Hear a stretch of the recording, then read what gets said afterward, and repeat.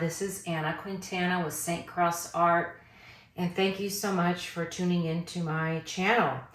So I want to talk to you a little bit about my inspiration. For some reason, lately I have been inspired by horse blankets or Indian blankets, Western type blankets. I don't know why, but I just love the colors. I love Southwest colors anyway. I hope you can see this. So these are a few examples of what is inspiring me these days. And I don't question my inspirations. I just kind of go with them. Here's another one. But I am also always partially attracted to Southwest colors. So I think this is just kind of a extension of that. These are the colors that I'm using today, which in my mind represent Southwest colors. We've got terracottas and blues and this beautiful turquoise teal color that I have put in a squeeze bottle. I normally don't use squeeze bottles, but I think for this one, that's what I want to do. There's also quite a bit of white I've noticed in a lot of the blankets that I've been looking at. So this is what I'm going to use, and then for my cell activator I'm using a graphite iridescent color. It's a really deep gray and it's very shiny and it's really pretty. So this is what my palette is for today. I have not done a blanket type painting ever, so this is an experiment for me and it may not turn out, so we shall see. The pillow or base color that I am using is called Earthen Jug, which I think is just beautiful and it's very apropos to what I'm doing today. So next time you see me, I will have poured my puddle and I'm going to start pouring my paintings, and then we'll see where this journey takes us. Alrighty, I'll see you in a few minutes. I'm back. So I'm going to pop a few bubbles here. That's what this little torch is for, that I can see in my pillow paint. You don't want any bubbles because that kind of messes up your painting a little bit. So popping some bubbles. So here's the deal. Once you start pouring in fluid art, you can't stop. It is, you pour, and especially once you get your cell activator on there, it's go time. So funny because I have a lot of people ask me, well, you know, how long does it take you to create a painting? Well, the creation of the painting is pretty fast, but the prep work beforehand is quite extensive. You have to make sure that all your paints are the same consistency. You've got to make sure that your paints are ordered in a certain way based on opacity. You've got to make sure that your recipe is right on. So there's a lot that goes into it, but once you, like I said, pour that cell activator on, you got to go for it. You cannot come back and think about it later or whatever. Now you can embellish the painting in a number of ways after it's done. Maybe you want to add some gold into it or make an actual drawing on it, whatever. But real pour painting or paint pouring, as I said, is once it's on there, you got to go for it. So I'm not going to talk a lot because I really have to concentrate on this. I'm going to be layering some different lines and designs that I think belong on a blanket and that I've been watching or seeing in different places and research that I've been doing. But once I pour the paint, we got to go. So I am, without further ado, going to start this. I probably won't talk very much, and hopefully this will turn out great. Thanks.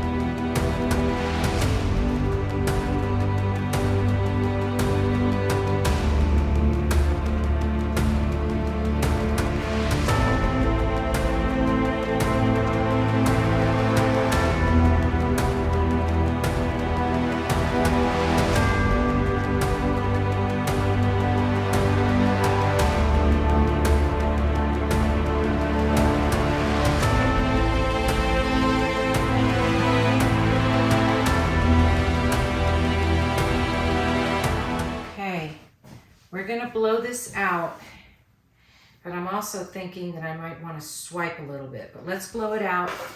Just let's see what happens.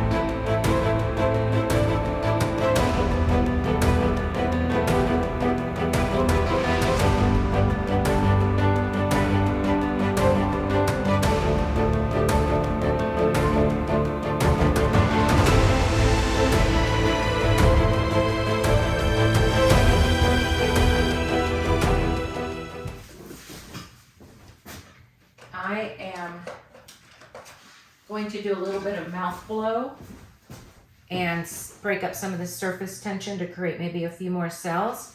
We'll see where this takes us.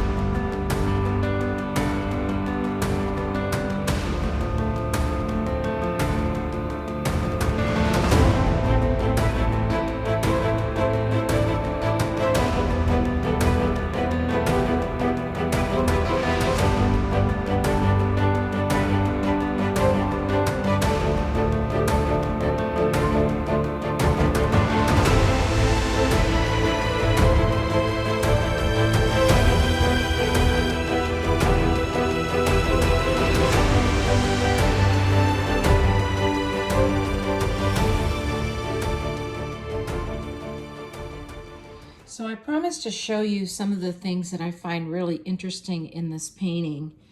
And so here are some of them. There's some great cells there. Lots of movement. Some interesting things going on here. And unfortunately, I've got some great things, but they're right on the edge of the canvas. Let me see if you can see them. I'm gonna pan across this way. I love how this white kind of bled into the kind of terracotta paint.